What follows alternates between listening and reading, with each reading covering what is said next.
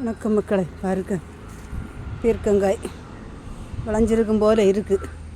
முதல்ல பறிக்கிறது இல்லையா, எப்படின்னு தெரியாது. அதனால் பறித்து இதை பொரியல் பண்ணணும். ஒத்தை வெட்டி எடுக்க முடியாது, வீடியோ எடுக்கிறதுக்கு ஆள் இல்லையா, அதனால் பறிச்சிட்டு காட்டு. பாருங்க பீர்க்கங்காய் அறுவடை பண்ணியாச்சு. இனி ஒரு வெள்ளரிக்காய், இங்கே ஒரு வெள்ளரி நிற்கி, இங்கே பாருங்க வெள்ளரிக்காய்.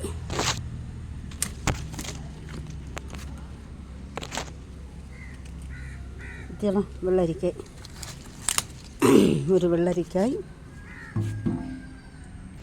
மாடியில் முடக்கத்தாங்கீரை நிற்கி, இதுலேயும் கொஞ்சம் அறுவடை பண்ணிவிட்டு எவ்வளோ கிடச்சிருக்குன்னு காட்டு.